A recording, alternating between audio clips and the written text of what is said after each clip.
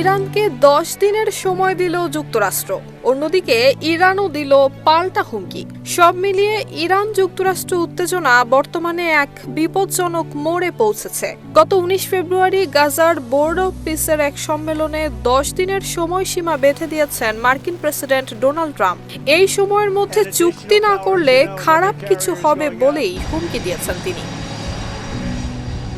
এমন অবস্থায় পাল্টা হুঁশিয়ারি দিয়েছে ইরান। জাতিসংঘে নিযুক্ত ইরানের স্থায়ী দূত সংস্থাটির মহাসচিব অ্যান্তনিও গুতেরেসের কাছে লেখা এক চিঠিতে বলেছেন, যদি ইরানে হামলা হয় তাহলে মধ্যপ্রাচ্যে থাকা যুক্তরাষ্ট্রের সব ঘাঁটি এবং অবকাঠামো লক্ষ্য করে পাল্টা হামলা হবে। তিনি উল্লেখ করেছেন, ইরান যুদ্ধ চায় না, কিন্তু তাদের উপর হামলা হলে এর জবাব দেয়া হবে, আর এর সব দায় নিতে হবে যুক্তরাষ্ট্রকে। সিল্কোর সিল্ক অ্যান্ড শাইন, যাতে আছে আর্গান অয়েল ও ওট প্রোটিনের গুডনেস, যা আপনার চুলকে রাখে হেলদি অ্যান্ড শাইনিং। এই পাল্টাপাল্টি হুমকির মধ্যেই ওয়াশিংটনে যুদ্ধের প্রস্তুতির আলোচনা জোরালো হচ্ছে।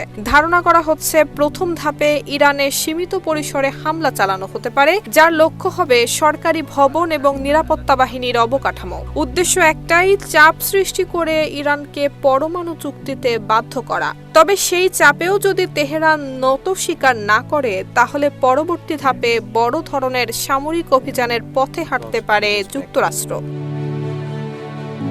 বিশ্লেষকরা বলছেন, যুক্তরাষ্ট্রের সেই চূড়ান্ত অভিযানের লক্ষ্য হতে পারে সরাসরি আয়াতুল্লাহ আলী খামেনি সরকারের ভবিষ্যৎ। নুসরাত জাহান মেহেক, ঢাকা পোস্ট।